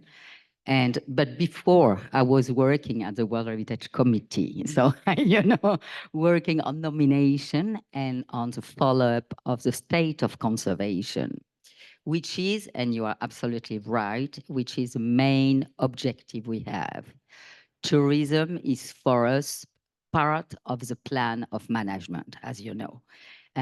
It took us a lot of time to have a conversation, a normal one, with UN tourism. You know that, ONU Turismo. The first meeting was only in 2015. So you can, in Cambodia, I organized it. So I know the problem. And every 2 years, we have the obligation as UNESCO and ONU Tourism to have meetings together to think about this tourism culture ecosystem. Does it work or not? Well, as UNESCO, we are very fierce about the World Heritage Sites, so we defend them. This is one point. My second point, because this conversation is exactly what should take place in every World Heritage Site. I think it's a very vivid and vibrant and contradictory, and this is good. We developed a tool, but because we cannot impose anything, we try to assist, to help, to facilitate. We created a tool this year called VMAST, which is Visitor Management, Assessment, and Strategic Tool, which is a questionnaire that all stakeholders should fill. And it's really, I mean, people from the management, from the touristic side, from the conservation side, the inhabitants, all stakeholders, I could say. And I encourage you to use it. It is online in English for the moment. Sorry. Maybe with Fondazione Sant'Agata or with you, Carlo, we could translate it into Italian. That would be good. But it's just a tool. But it's a tool for conversation. It's a tool for dialogue and to find the way out, in fact, to know how to integrate all this and to find the equilibrium. You're absolutely right. The only thing I'm witnessing now in the Caribbean and Latin America, that was in Mexico a few weeks ago, it's an absolute tourism phobia. So they are rejecting absolutely all especially American tourists going to Mexico, for example, and it's becoming nearly violent. So, tourism being a way to have intercultural exchanges and dialogue becomes a side or a theme or a topic of confrontation. So it's becoming a kind of worrying subject for UNESCO. So we're trying to really to find a way out and to build it with all of you, in fact. Thank you. No, assolutamente interessante. Noi siamo un po' berichini, abbiamo già tradotto il manuale come associazione, il manuale per la gestione dei siti. Abbiamo fatto arrabbiare qualcuno, vabbè, pace. Ce ne faremo una ragione. Posso fare questo finale? Cioè, finale proprio rapidissimo. Il tema davvero del rapporto con i residenti. Ormai è diventato, come dire, pesante da un punto di vista della comunicazione sicuramente, però è qualcosa che comincia davvero a sedimentare, forse troppo. Io direi che forse i siti patrimonio mondiale devono, attraverso i comitati di pilotaggio, attraverso il piano di gestione, attraverso gli strumenti che ha a disposizione, questo va messo un po' nel piatto delle varie istituzioni che governano, perché quando si arriva a questi livelli, costruiti, non costruiti, molto influenzati, sicuramente, però è il rischio forse di arrivare anche a un momento di criticità pesante, cioè pesante intendo proprio dal punto di vista della sicurezza. Poi poi la politica ci monta sopra, ovviamente, nel bene o nel male, però ecco, questo io vorrei fare un giro con voi davvero su questo, cioè come vedete questo tema, cioè è un tema complesso sicuramente, però bisogna averlo presente. Io sono sempre più convinto da quello che avete detto, anzi prendo l'occasione davvero per ringraziarvi, che certe scelte, cose fatte, cose non fatte, però l'idea comunque che ci sia un rapporto forte del piano di gestione, quindi dei vari comitati di pilotaggio e della sua influenza, che non deve essere per forza normativa o cogente, ma influenza di valori, sia davvero importante. Ci sono siti che l'hanno fatto, direi qualcuno di noi l'ha fatto, e qua ci siamo, e altri forse un po' meno, ma questa è la chiave. E quindi anche questo tema della socialità, cioè quanto si ripercuote ormai questo momento un po' del nostro vissuto, quanto secondo voi può essere utile, dannosissimo, pericoloso o finirà in una, come finiscono molte cose nel nostro momento, nel nostro periodo? Come la vedete? Se possibile, perdonatemi, Molto rapido perché alle 5 abbiamo un altro panel in un'altra sala. un'altra sala. Sì. Allora, mi è venuta in mente una cosa, perché la diceva Carlo, allora ci divertiamo un attimo fra toscani, lui è di Firenze, io nel mio piccolo di Siena. Eravamo insieme in una conferenza, credo un anno fa più o meno, e questa conferenza aveva un sottotitolo che vi voglio leggere, prima in italiano, insomma un po' arcaico, se lo ritrovo. L'allegrezza dei forastieri non può andare divisa dalla dignità dei cittadini. È una cosa bella. Ecco, questa roba qua è scritta nel Costituto della Repubblica Senese del 1309, quindi il problema ce lo stiamo ponendo da un po' di tempo, ecco. Quello stesso Costituto, peraltro, diceva, no, che la città deve farsi bella per presentarsi ai cittadini, vedeva già la bellezza come strumento di diplomazia culturale, perché il bello è fatto per essere visto, altrimenti che non sarebbe tale. Quindi bisogna trovare quell'equilibrio che si diceva prima. Noi possiamo continuare a dire quanto vogliamo, tornando ai cittadini, residenti, eccetera, che è importante e fondamentale creare meccanismi di inclusione, di partecipazione, di ascolto, di codecisione, eccetera. Per aiutarci a fare questo abbiamo anche bisogno di chi fa ricerca, e questa è un po' una provocazione anche agli amici di Fondazione Sant'Agata. Ci sono tanti studi molto interessanti, fatti molto bene, sull'impatto economico dell'iscrizione sulla lista del patrimonio mondiale. A me interesserebbe molto anche vedere più ricerca sull'impatto sulle coscienze e sull'impatto sulla dignità dei cittadini. Cambia qualcosa l'iscrizione sulla lista del patrimonio mondiale nel modo in cui vengono gestiti in modo inclusivo e partecipato i siti? Sarebbe molto interessante da capire questo, perché aiuterebbe anche, insomma, a dare un po' di peso a quello che noi auspichiamo e predichiamo, altrimenti insomma, poi diventa difficile farsi ascoltare.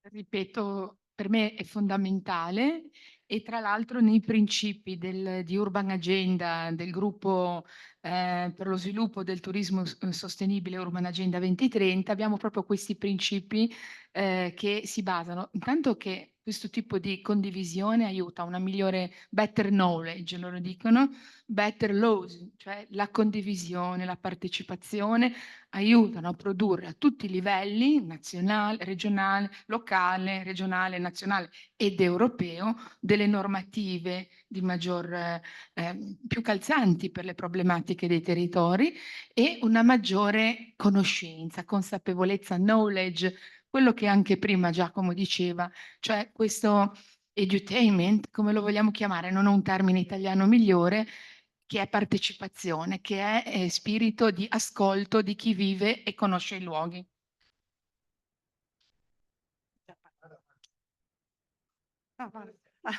Rapporto cittadini residenti, c'è un problema, lo diceva anche lei prima, e sta montando una sorta di protesta anche in alcune zone del nostro territorio. Questo ci preoccupa molto per due ragioni. Uno, perché se non c'è un dialogo costruttivo diventa difficile poi riunirsi e aiutarsi nel risolvere i problemi.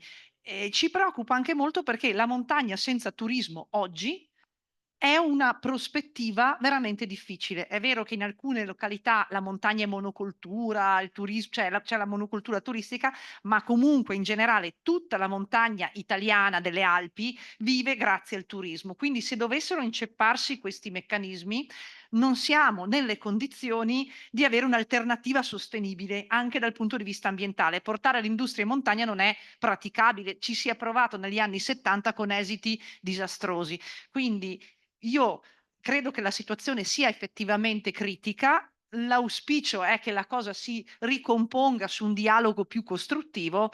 Noi, dal nostro punto di vista, credo che essere designazione UNESCO possa aiutare a ricondurre a un senso di responsabilità collettiva. Però ecco, sicuramente io trovo sia un momento critico rispetto a questo.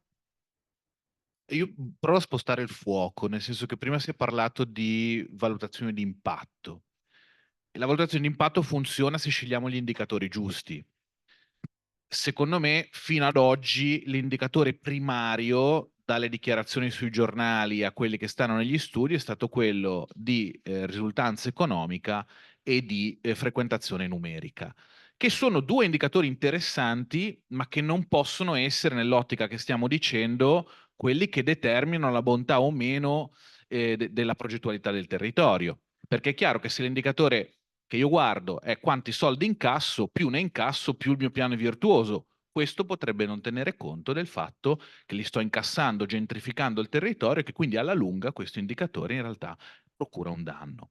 Allora, com'è che si potrebbe fare questa cosa? Io non sono uno statista, sono uno storico dell'arte, quindi la statistica per me è una cosa che ho sentito dire, però effettivamente se io cambio l'indicatore guida, ad esempio potrebbe essere un indicatore di cui oggi si parla moltissimo, ma che è molto difficile da tracciare, il famoso impatto sociale, no? Come, questo forse ne parlavamo in qualche panel, ho detto, ma come che si fa a misurare, no? Come l'esperienza del vivere in uno spazio tutelato dall'UNESCO cambia la vita delle persone. Come fai a dirlo? Io un pochino di idea ce l'ho, nel senso che con un lavoro molto attento di tracciamento del sentiment delle persone, questa cosa oggi si può fare.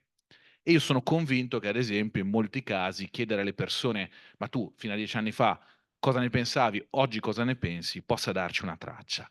Però va fatto un lavoro di cambiamento di prospettiva ideologica molto forte.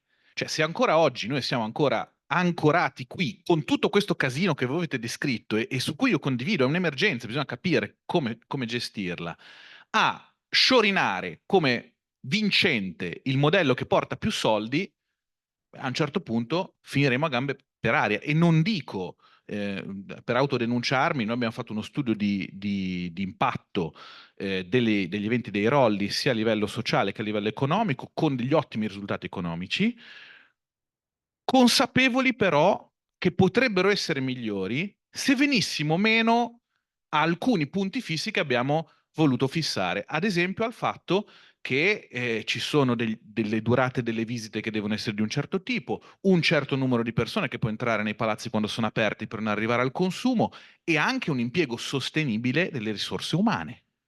Perché le risorse umane sono quelle che poi permettono di farle queste cose. Allora, in Italia abbiamo un'agenzia, come un ente come il FAI, che apre centinaia di beni, mette dentro milioni di persone e non paga le persone che fanno questo lavoro.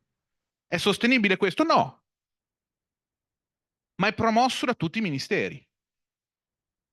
No, no, no, no, cioè non vorrei che fosse letta in chiave, come dire, questo è cattivo, questo è buono, però è un problema e io penso che le soluzioni si possano raggiungere esclusivamente. È quello il punto, è quello il punto. Secondo me bisogna capire se l'unico modo per fare cultura oggi o per fare turismo, per fare queste cose è ricorrere ad esempio a pago meno i giovani oppure vedo come unico impatto quello economico, secondo me è da cambiare la prospettiva in cui si guarda a questo tipo di attività. Altrimenti a un certo punto si raggiungerà un punto di rottura e questo punto di rottura io non so cosa possa causare, però sicuramente è qualcosa di spiacevole. Ripeto, per fare questo lavoro bisogna condividere delle idee, dei principi, che non mi sembra che tutta la comunità variegata che si è detta prima, tutti gli enti territoriali, europei, parastatali, quello che volete, non mi sembra che tutti condividano lo stesso background ideologico su che cosa vuol dire oggi occuparsi di patrimonio.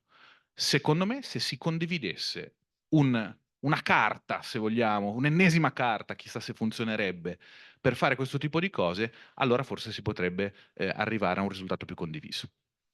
Allora, dobbiamo... C'è ancora? No, vabbè, io voglio solo dire che sono d'accordo, dobbiamo assolutamente lavorare insieme per trovare qual è il valore limite, no? Che ci consente da una parte di portare economia, ma dall'altra di non eccedere nell'utilizzo del bene, come in qualsiasi settore produttivo.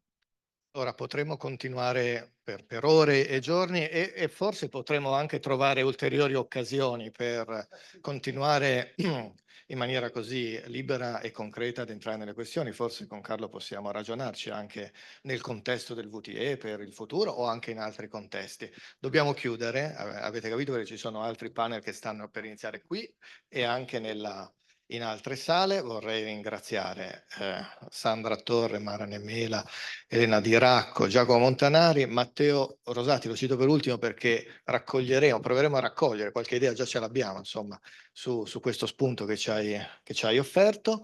Noi abbiamo adesso 2 panel concorrenti, uno che si svolgerà in questa sala in cui si presenteranno alcuni temi su un progetto specifico della città di Genova che si chiama Doge, e c'è un altro invece in Sala Calvi sugli strumenti di sviluppo turistico che alcune città, Firenze, Ivrea e le Isole Eolie, stanno cercando di mettere in progress per lavorare su un'idea di sviluppo turistico sostenibile. Per cui grazie molte per la vostra attenzione, ci vediamo in questo o in altre sale. Alla prossima, grazie.